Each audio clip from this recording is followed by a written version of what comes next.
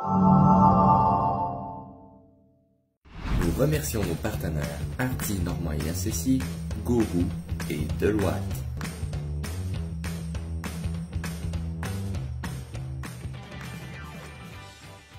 Bonjour, aujourd'hui, bienvenue au podcast des Brebins. Aujourd'hui, on reçoit Sofiane Côté, des jeunes CPA, et elle est présidente de cet superbe organisme. Donc, on voulait un petit peu que tu nous parles de ton parcours, mais on va commencer avec une petite question choc. Si tu avais le choix entre être un CPA ou un ingénieur chimiste, lequel que tu choisirais? Bonjour tout le monde, merci pour l'introduction. Excellente question choc. Je crois que vous avez fait un petit fouillage de mon background et de mon parcours pour poser cette question-là. Bien évidemment, j'ai choisi CPA parce que j'ai fait 1 an, dans le fond, à l'Université McGill en ingénierie chimique quand je suis partie du cégep. J'ai fait tout le programme scientifique du cégep jusqu'à l'université. Puis, pour réaliser, dans le fond, rendu à l'Université McGill, que je trouvais que les possibilités d'emploi étaient peut-être que limitées n'est pas le bon mot, mais s'adressaient moins à moi. J'aimais beaucoup la théorie de ce que je faisais. J'aimais la science. C'est pour ça que j'ai fait autant de sciences dans mon background et mon parcours universitaire. Mais je me voyais pas faire les travaux ou les types d'emplois que les professeurs en face de moi parlaient. Donc, j'ai décidé de changer. Puis, avant de changer, je voulais pas changer comme plusieurs fois, puis j'étais vraiment pas certaine de ce que je voulais faire. Je savais pas trop où est-ce que je voulais m'en aller. Est-ce que j'allais rester à la même école, changer d'école, quel type de département, quel programme. Il y a beaucoup de choix qui s'offrent à nous quand on se met à y penser. Donc, j'avais entendu parler via mes parents, dans le fond, de tests psychométriques, puis j'ai eu la chance d'en faire. C'est plusieurs tests sur la personnalité, puis là, c'était particulièrement ciblé sur le type d'emploi qui correspondrait le mieux à ce que j'aimerais faire avec ma vie, dans le fond. C'était-tu le test RIASEC? Ça, c'est un classique d'habitude? C'est une bonne question. Il y avait plusieurs tests, donc probablement que lui en faisait partie et plusieurs autres. C'était plusieurs heures de tests que j'ai faites. Puis c'était chez Raymond Chabot, là, dans leur département de ressources humaines. Il offre ce processus-là, si on veut. Okay. Puis après, ils font comme toute l'analyse de ce que les tests donnent. Puis l'analyse, le numéro 1 qui a... Puis, dans le fond, avais-tu, comme le résultat t'est sorti en premier, fiscalité, est-ce que tu avais déjà eu un intérêt pour ça par le passé? Non, absolument aucun intérêt. J'ai été la première surprise de voir cette profession-là sortir en premier. Aucun intérêt pour le droit, aucun intérêt pour les impôts. J'essaie encore de ne pas faire mes impôts à chaque année et d'essayer de les sous-traiter à n'importe qui est intéressé. Donc, je passe le message. Ouais, je me suis arrêtée à CPA. Pas trop d'intérêt à retourner faire une maîtrise en fiscalité. En fait, aucun intérêt. Donc, je pense que ce qu'il faut retenir de ces tests-là, c'est surtout que c'est pour donner, c'est pour s'amener, c'est pour donner des idées, c'est pour aider à aller chercher quelque chose qui va nous permettre de travailler dans un contexte qu'on aime, mais pas nécessairement suivre 100% ce qui est écrit sur papier. C'est super. Est-ce que tu peux nous expliquer un peu tes tâches en tant que présidente des jeunes CPA? Oui, dans le fond, je considère que ma plus grande tâche en tant que présidente des jeunes CPA, c'est de soutenir toutes les équipes, c'est de soutenir la structure. Tu sais, je suis là, on est comme un exécutif, puis on a plusieurs membres bénévoles, puis on représente les jeunes CPA principalement de la grande région de Montréal, mais avec le COVID en virtuel, on représente aussi toutes les jeunes CPA du Québec. Donc, je suis là pour soutenir toutes mes équipes de bénévoles qui organisent des événements. Je suis là pour soutenir mes équipes, dans le fond, de partenariats qui discutent avec nos partenaires internes et externes pour tout ce qui est commandite. Puis aussi soutenir mes équipes de communication et les équipes aussi qu'on a pour faciliter toutes les communications, autant avec l'ordre des CPA qu'avec justement les comités CPA universitaires, puis d'aider dans le fond à ce que tout ça soit en harmonie et tout le monde soit heureux et que toutes les questions soient répondues. C'est la mission... Oups, pardon, oui. Oh non, continue. La mission, dans le fond, des jeunes CPA, c'est surtout c'est d'offrir des événements pour souligner chaque moment important des jeunes CPA, donc, par exemple, le party des résultats en temps normaux et les remises de prix, etc. On est là pour souligner chaque élément important, puis aussi pour accompagner les débuts de carrière. Fait qu'on fait des 6 à 8, pour permettre le réseautage avec des sociétés interprofessions. On fait aussi des déjeuners-conférences sur quel type de CPA. Il y a plusieurs, si on veut, spécialités qu'on peut aller chercher ou différents contextes dans lesquels un CPA peut œuvrer. Fait qu'on offre un peu comme un début de carrière pour tous nos jeunes CPA à travers le Québec. Puis, qui peut participer au sein des jeunes CPA? N'importe qui est intéressé à donner de son temps à partir, dans le fond, de la fin des comités universitaires. Donc, vous, à moins que je ne me trompe, vous êtes dans le comité CPA, par exemple, universitaire jusqu'à la fin de votre bac. Quand le DES commence, vous êtes plus représenté par le comité universitaire. C'est vraiment les jeunes CPA qui embarquent. Donc, aussitôt que vous tombez dans la catégorie, si on veut, candidat à l'exercice de la profession, c'est à ce moment-là que vous tombez dans le regroupement des jeunes CPA, puis vous pouvez être membre bénévole. OK, super. Qu'est-ce que tu peux? Vas-y, Adji, si tu avais une follow-up. Ah, ouais. Puis, on voit aussi que tu as été stagiaire chez PwC. Pourquoi est-ce que tu es allé vers cette entreprise? Ça s'est fait assez naturellement. Dans la plupart des universités, à partir de la deuxième année, on l'appelait la course au recrutement ou une affaire comme ça. Tout ce qui est, tous les événements de recrutement qui sont autant organisés par les comités universitaires, CPA universitaires, que par les grands cabinets. Puis, naturellement, ça s'est fait qu'on visite les cabinets, beaucoup plus que les entreprises. En tout cas, il y a, je sais pas, 5 ans maintenant, peut-être même 6. Ouais, 6 ans, on visitait beaucoup plus les cabinets que les entreprises. Puis, on visite les Big Four, on parle avec les gens, on fait la visite des bureaux. Puis, naturellement, ça s'est fait que PwC, je trouvais que j'avais un plus grand intérêt avec les gens qui travaillaient là que d'autres cabinets. Et c'est vraiment un hasard, là, ça dépend, quand vous faites les visites, ça dépend tellement à qui vous parlez, sur qui vous tombez, qui est là pour représenter le cabinet. Mais ça a donné que, dans mon cas, les gens de PwC, je les trouvais très agréables. Et je voulais faire partie de l'équipe. Et je suis encore là, donc je pense que je les trouve encore agréables. C'est un beau parcours aussi quand même. Oui. Donc, c'est ma première année de manager cette année. On va voir pour combien de temps encore je vais rester là. C'est-tu quelque chose que tu envisages? De rester en cabinet comptable? Oui. Et chez PwC aussi? Et chez PwC, c'est une excellente question. J'essaie de rester assez ouverte. J'aime beaucoup le travail que je fais. Je trouve qu'à chaque année, quand on est en cabinet, il y a une structure qui est peut-être un peu plus présente et très pyramidale, si on veut, qu'à chaque année, tu changes un peu de poste, c'est presque automatique. Puis, tu as des nouvelles responsabilités, des nouvelles tâches et aussi, tu peux changer de client quand même fréquemment, ce qui fait qu'à chaque jour, j'apprends quelque chose.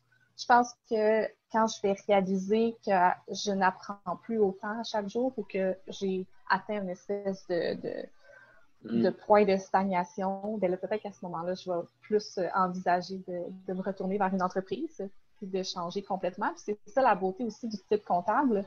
Il n'y a pas vraiment de limite de type d'entreprise dans lequel on peut être utile. On peut autant aller pour des entreprises publiques, que le gouvernement, des cabinets comptables, que des OSBL. Fait qu'on dirait que c'est vraiment illimité les possibilités qu'on a. Puis c'est un des plus grands attraits, je pense, de la profession. Parfait. Définitivement. Pour continuer un peu dans ton parcours, là, tu nous as parlé un peu plus de ton parcours professionnel, puis on a parlé un peu de ton parcours dans des jeunes CPA. Est-ce que tu pourrais nous parler un peu de ta réalisation dont tu es le plus fier? Donc, plus au niveau comme personnel, qu'est-ce que je serais le plus fier? Ben oui, ou professionnel, un des deux. C'est comme si tu en as un pour chaque, ben vas-y, on est tout oui. Excellent.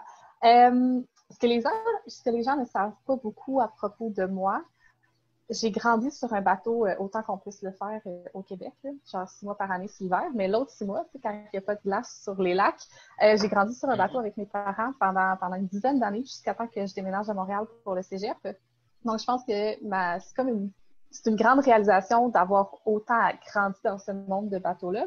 Puis, je pense que quand j'ai appris à conduire des bateaux de comme 45 pieds, j'étais comme yes! C'est tellement... Tu sais, les capitaines, c'est tout le temps les hommes, puis ça l'a fait... En tout cas, à la marina, je me rappelle la fille de 18 ans qui conduit ce type de bateau-là. Ça a été très, très drôle. Puis il y a des fans qui se sont mis à conduire des bateaux aussi par après. J'étais comme, vous êtes capables. Pas juste les hommes. C'est sûr, c'est difficile. Là, c'était le milieu du bateau, c'était un peu un milieu qui était quand même assez fermé. Il faut quand même... c'est un certain investissement aussi pour les bateaux. Là. Oui, mais est-ce que tu pourrais développer un peu plus? Oui, c'est ça, c'est l'investissement des parents. Moi, j'ai pu en profiter grandement. Oui, dans le fond, on s'était installé, on fermait la maison, on déménageait pour l'été sur le bateau. Fait que c'était apprendre à vivre, si on veut, pas de façon recluse, mais d'une autre façon. Tu sais, tout devait être 100% organisé. C'était comme organiser un événement. Tu pars pour la fin de semaine, ben il faut s'assurer que les toilettes sont vidées, que tu as de l'eau, bon, c'est quoi la température, toute la nourriture. Tout doit être 100% planifié à l'avance pour que quand le départ se fait, ben, on n'a plus accès à rien, on n'a plus d'électricité, les cellulaires doivent être chargés. Puis quand j'allais à l'école, on avait fait un système là, avec mon père c'est des batteries, dans le fond, qui font fonctionner le bateau. Il y a des fois une génératrice, mais nous, on n'avait pas une génératrice tout le temps. Donc, on avait des batteries qui transféraient le. OK, tu n'étais pas sur un voilier, là. Non, sur un bateau amateur. Okay. Mais, fait que des fois, vers la fin, on avait une génératrice. Puis, il fallait comme transférer le 12 volts en 120 volts pour plugger les ordinateurs, travailler, avoir Internet. Fait que c'est intéressant. Je pense que veux pas, ça m'a aidé à apprécier la planification et l'organisation. Maintenant que c'est transformé en événement, mais c'est un monde intéressant.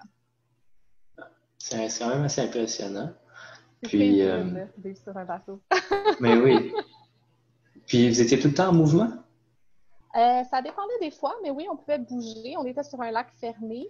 Donc, c'était limité aussi un peu les mouvements, mais on pouvait se promener, mettons, d'un bout à l'autre du lac, c'était à peu près 4 heures de route. Donc, et entre ça, il y avait plein de baies qu'on peut arrêter, puis se promener, faire de la plaisance. Cool. Puis, niveau social, ça, est-ce que dans le fond, tu avais des amis de bateau ou bien? Oui. Ouais. Fait qu'il y avait d'autres parents qui vivaient pas sur le bateau. C'est un peu bizarre. Je suppose que ça s'appliquait seulement aux gens qui ont eu la piqûre des bateaux comme mes parents ont eu.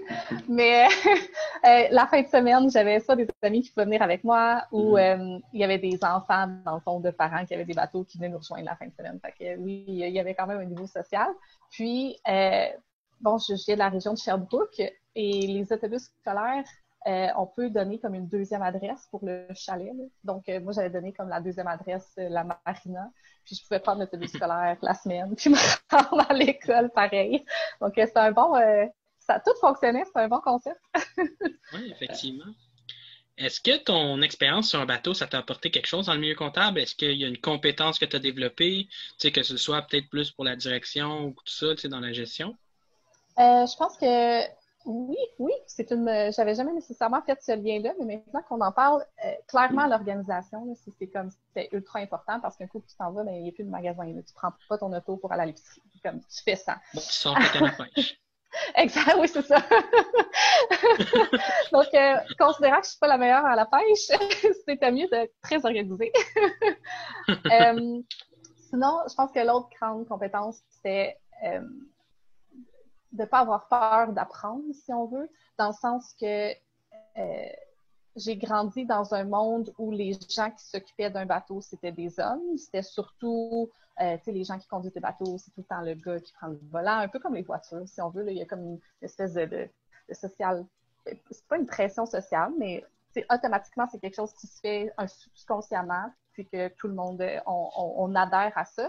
Puis je pense que mon père a pris à cœur de me montrer comment ça fonctionnait, puis de ne pas avoir peur de me montrer comme autant comment mettre l'angle que comment conduire, comment faire des manœuvres, comment accoster, la génératrice, les batteries, tout ça, j'aidais tout le temps à tout faire. Donc ça je pense qu'il m'a montré que rien n'était comme impossible ou hors de portée, ou que si je voulais apprendre, il fallait juste que je trouve quelqu'un qui soit prêt à me montrer, puis après, comme, go, on fonce.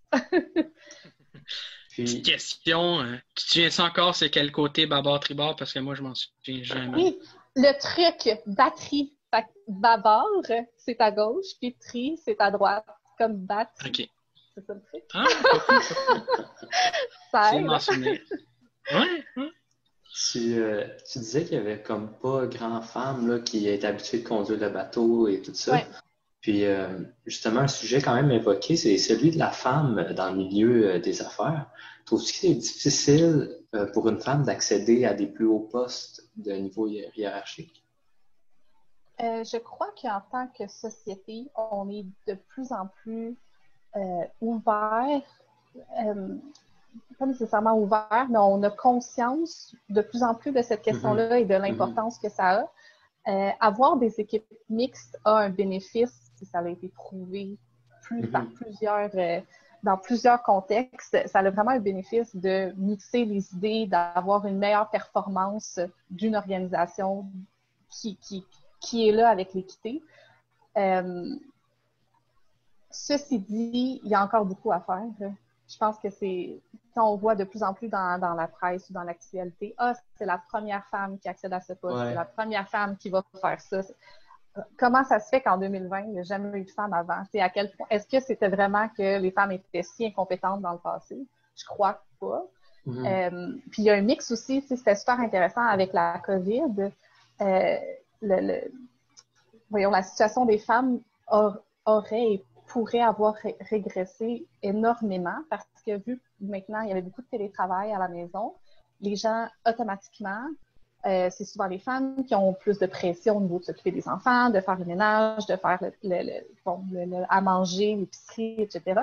Donc, je lisais des articles justement qui mentionnaient que à long terme, ça se peut que la COVID a un effet très néfaste sur les femmes dans le marché du travail à cause que le fait de travailler à la maison les pénalise parce qu'elles n'ont plus le temps du fait qu'elles sont toujours présentes. Elles ne vont plus travailler, il n'y a plus de distance physique pour les enfants, puis automatiquement, c'est elles qui tombent avec souvent plus de respect.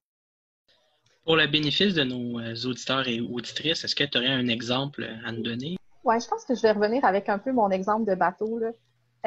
Quand j'ai commencé à apprendre, dans le fond, mon père me l'a montré, puis par la suite, dans le fond, il fallait que pour passer à un autre niveau, j'avais besoin de continuer à apprendre, puis je me suis fait dire que c'était pas nécessaire que dans le fond, pour rentrer le bateau à quai, que j'avais pas besoin d'apprendre ça, que ça allait jamais être nécessaire à ma vie, puis que c'était pas grave, puis qu'anyway, aussitôt qu'il allait avoir une tempête ou des trop grands vents, ou j'allais toujours avoir besoin de quelqu'un. Puis je me suis vraiment sentie insultée. C'est comme que quelqu'un me dit ça, puis il le dit comme si de rien n'était, c'était normal. Garde, apprends pas ça, là, garde, laisse ça pour les autres, là, oublie ça, tu seras jamais capable, puis anyway, tu vas toujours avoir besoin de quelqu'un d'autre. Ça m'a vraiment marqué, puis je pense que j'ai été 2-3 jours à encaisser le choc. Puis pour après me dire, ben voyons donc, il y a bien quelqu'un qui va être prêt à me le montrer, puis s'il y a quelque chose, ben je vais l'apprendre moi-même. Donc, je me suis mis à faire des recherches sur Internet, je me suis mis à rechercher un peu comment faire, qu'est-ce qu'il faut faire. Puis, il y a effectivement quelqu'un qui a bien voulu me le montrer. Puis, j'ai été capable de le faire. Mais j'en venais pas que... Puis, on change de génération. C'est vraiment pas quelqu'un de notre âge. Mais j'en venais pas que cette personne-là... Puis, je suis convaincue qu'elle l'a pas fait méchamment, mais que justement, que pour elle, c'était normal de dire ça à quelqu'un. De dire « Ah, mais tu seras pas capable. » Mais voyons donc, c'est pourquoi qu'on dit ça à quelqu'un? Pourquoi qu'on trouve que c'est normal de dire ça à une personne. Puis, quand je l'ai rentré, puis avec l'expérience, je le faisais plus fréquemment que cette personne-là. On va rester très vague. Je suis devenue vraiment meilleure que cette personne-là. C'est un sentiment comme merveilleux. De fierté, d'accomplissement merveilleux. Mais j'ai mis beaucoup plus d'heures.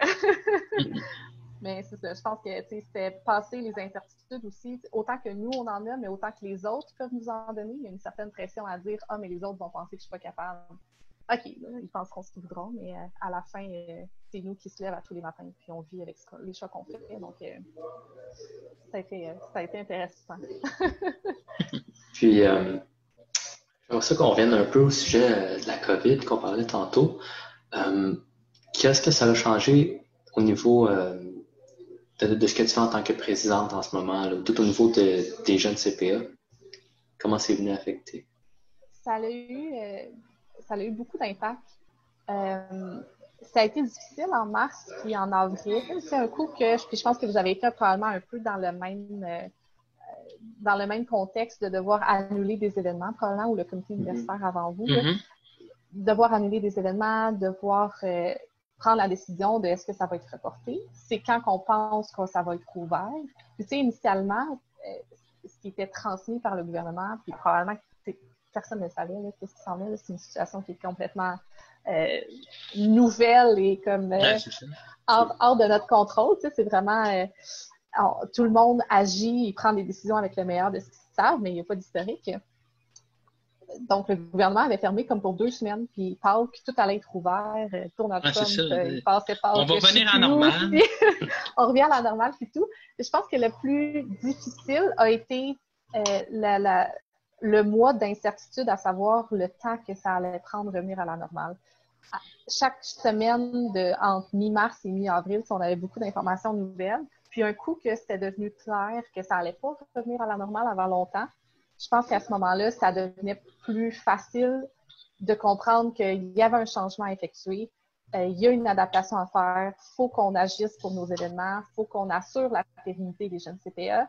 Puis avec le support de l'ordre, il faut qu'on se mette à la recherche de logiciels. Puis au niveau légal, quel logiciel on peut utiliser, comment qu'on peut rendre virtuels les événements qu'on fait. Puis aussi créer des nouveaux événements, parce que, il y a des événements qu'on ne sera pas capable de rendre de façon virtuelle. Donc là, pour continuer d'offrir aux jeunes, aux CPA à travers le Québec, la possibilité d'avoir le soutien que les autres par le passé ont eu droit, il fallait vraiment, vraiment se renouveler. Et le plus difficile que j'ai trouvé durant cette période-là, c'était parce que je veux pas. Personnellement, je baignais énormément dedans. C'était des appels quasiment tous les jours, autant avec l'ordre qu'avec mes équipes, qu'avec l'exécutif, qu'avec les partenaires. T'sais, on était tous en mode urgence, on prend des décisions, solutions, comment on va gérer ça. Puis le plus difficile, quand j'ai rencontré les membres des jeunes CPA bénévoles, donc plus, on est une quarantaine de personnes, ça a été de transmettre. J'ai senti un peu que je leur annonçais le fait que ça allait pas changer bientôt. Puis que c'était comme une mauvaise nouvelle. Fait que ça a été de comment... Parce que veut pas, les gens qui s'impliquent bénévolement, ils sont contents d'aller aux événements, sont contents de voir des gens. Ce qui les intéresse, c'est oui, d'organiser les événements, puis aussi beaucoup de rencontrer d'autres personnes, de réseauter, de créer des liens, autant professionnels que personnels, d'avoir des nouveaux amis, si on veut. Tout ce côté-là, pour eux, je crois qu'ils voyaient qu'ils s'en allaient. Fait que je pense que ce que j'ai trouvé très difficile à rendre, c'est leur montrer que ça allait rester, mais que ça allait juste prendre une forme différente. Ça a été très difficile. Donc, faut réaliser que la motivation des gens, c'était quoi? Pour après m'assurer que cette motivation-là soit comblée. Sinon, c'est des bénévoles, ils ne sont pas payés. Là, ils peuvent juste arrêter d'aider puis de donner de leur temps puis s'en aller ailleurs. Donc, de cerner cette motivation-là puis de s'assurer qu'ils étaient toujours contents, dans le fond, de ce que les jeunes leur apportaient pour qu'eux autres puissent ensuite donner aux jeunes, ça a été la plus grande difficulté, plus que de changer des événements en virtuel ou de créer des nouveaux événements. Puis je ne sais pas aussi, probablement que c'est quelque chose que vous avez senti dans votre équipe, là, ça change la donne de l'année. Puis tu sais, dans l'exécutif, quand on est élu, dans le fond, une fois par année, puis c'est en janvier. Donc, un coup que les élections se sont terminées, puis que les gens se sont présentés, puis 2 mois plus tard, il y a eu la pandémie. Les autres sont rentrés en fonction le 1er avril. C'est tout un coup. L'année qu'ils pensaient avoir à venir, on l'enlève, puis on la remplace par quelque chose de complètement nouveau. Puis c'est pas pour ça nécessairement qu'ils se sont impliqués. Donc ça donnait des variantes intéressantes. Puis, on va te demander un scoop, là, mais est-ce que tu peux nous parler un peu des alternatives des événements qu'on connaît, là, soit peut-être le dévoilement des résultats de l'épreuve ou peut-être le bal des jeunes CPA? Est-ce que tu peux nous dévoiler comment la forme que ça va prendre? C'est encore en discussion, donc j'ai pas de scoop parce que la décision n'a pas été finale. Il reste 2 options. Je pense que ce qui est important à considérer, dans toute option présentielle, là, puis ça va être aussi la même chose pour vous, c'est pas seulement la sécurité des gens, puis s'assurer qu'on respecte les lois gouvernementales, c'est aussi s'assurer que les partenaires sont à l'aise avec le fait qu'on fasse un rassemblement qui va être de rassembler des comptables. Si on rend tous les comptables malades, je veux pas, c'est vraiment pas une bonne publicité, hein? On va se le dire. Donc, il y a plusieurs décisions à prendre, plusieurs personnes à mettre autour d'une table pour s'assurer que tout le monde est heureux. Mais c'est sûr qu'il y a autant le virtuel en ce moment-ci que le présentiel qui est observé. Ceci dit, c'est des discussions intéressantes, c'est des enjeux intéressants. Puis, juste l'écriture de l'examen qui va avoir lieu dans 3 semaines, 2-3 semaines, ça va avoir un déroulement intéressant. Donc, je pense qu'on essaye de s'adapter, mais il faut aussi prendre conscience qu'on ne peut pas nécessairement prévoir autant à l'avance ce qui va arriver. Donc, c'est de rester ouvert, de rester actif, puis de rester prêt à se retourner de bord, puis à changer complètement, très rapidement. Puis, comme on sait que les Jeunes CPA, c'est un regroupement des meilleurs étudiants en comptabilité d'un peu partout dans la province, est-ce que tu trouves ça difficile, le fait qu'ils soient un peu dispersés comme ça, genre dans plusieurs universités et tout? Oui et non. Je pense qu'il y a une bonne structure à l'ordre pour soutenir le fait que ce soit à travers le Québec. Nous, les jeunes CPA, on doit passer par les regroupements, dans le fond, des autres régions si on veut cibler plus spécifiquement des CPA, mettons, de la Montérégie. Pas nécessairement de la Montérégie, c'est assez proche, mais de Chaudière-Appalaches, où ça c'est plus loin, ou en Gaspésie, ou Rimouski. C'était quelque chose qui existait avant, même si, dans le fond, la COVID a apporté une nouvelle facilité, je dirais, parce qu'avec l'Ordre et nous-mêmes, avec les jeunes CPA, maintenant, on est plus ouverts et plus équipés à faire des rencontres virtuelles, on est plus habitués à faire ça. Donc, je dirais que la COVID a amené une plus grande facilité à aller accéder à plus de membres à travers le Québec qu'avant. Mais oui, c'est toujours intéressant d'avoir à parler parce que chaque situation dans chaque région est différente. Tu sais, autant à Montréal, on a beaucoup d'entreprises, il y a beaucoup de mouvements, il y a tout le temps des activités, il y a beaucoup d'universités. Mais aussitôt qu'on s'éloigne dans les régions plus éloignées, le marché est très différent. Donc ça apporte... eux autres, ils ont d'autres besoins à combler, ils ont d'autres besoins qu'ils ont, puis d'autres difficultés. Donc ça, c'est aussi ça, c'est la partie un peu plus intéressante et difficile, si on veut, c'est celle qui a plus de challenge pour être sûr d'aller bien cibler les besoins particuliers de chaque région et aider justement les autres regroupements, bien sûr. Puis, il y a combien de membres dans ton équipe? Dans l'équipe, les membres bénévoles, dans le fond, on est une quarantaine. Donc, à travers cette quarantaine-là, il y en a 8 qui sont dans l'exécutif. Donc, on a comme plusieurs VP par projet, partenariat, communication, VP interne, etc. On est 8. Puis après, il y a la quarantaine de membres bénévoles qui, eux, aident beaucoup plus à l'événement. Donc, l'organisation d'événements, puis c'est plus... c'est des gens qui sont très impliqués sur le terrain et qui sont très essentiels. On a besoin de beaucoup de gens pour organiser des gros événements. Est-ce que tu peux nous parler un peu de tes prochains objectifs, que ce soit de carrière, au niveau personnel ou scolaire? Tu sais, tu veux t'instruire un bateau, puis... Oui, je vais le rentrer dans mon objectif. Que ça soit plus l'investissement des parents, que ça devienne le mien.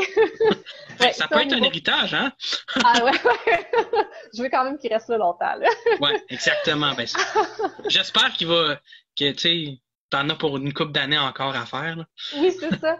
Mais ouais, j'aimerais ça. J'ai beaucoup grandi dans le monde des bateaux à moteur, donc j'aimerais ça m'enligner plus faire voilier, faire différent, puis c'est ça, là, continuer d'apprendre, c'est comme un autre monde.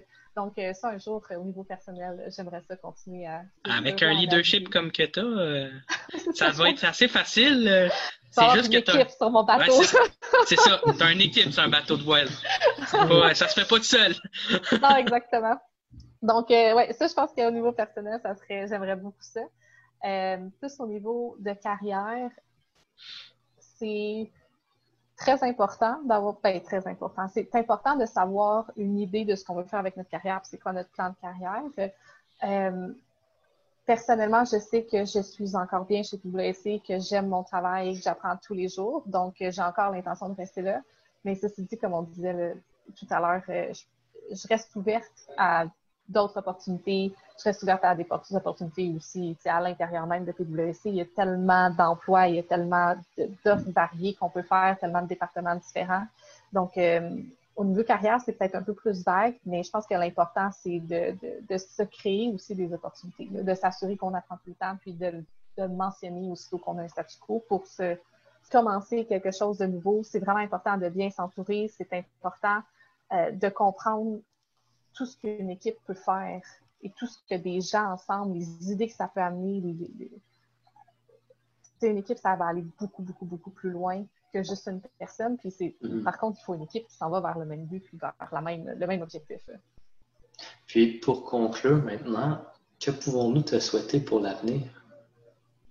L'avenir? C'est une bonne question. Normalement, les jeunes CPA ne veulent pas, c'est du temps de bénévolat, donc ce n'est pas mon travail à temps plein. Ayant un travail qui, de base, demande beaucoup d'heures, les jeunes associés à ça, ça fait des semaines de travail qui sont quand même assez intéressantes. Je pense que ce qu'on peut me souhaiter, c'est que, vu que c'est la première année des jeunes CPA, que 100% de nos événements sont nouveaux ou ont un volet nouveau, soit le volet comme virtuel, ça serait que tout se passe bien et que les logiciels fonctionnent. Bien, on te le souhaite, puis on est vraiment là, heureux de t'avoir eu sur le podcast avec nous aujourd'hui. Pour vrai, là, un grand merci. Merci beaucoup à vous. Ton énergie est vraiment contagieuse, tu sais. Puis... Ah, mais super! C'est ça le but, encourager les gens à aimer la profession autant que moi, puis qu'on continue et qu'on soit tous fiers d'être CPA et d'être candidats à la profession. Nous remercions nos partenaires Hardy, Normand et Associés, Gourou et Deloitte.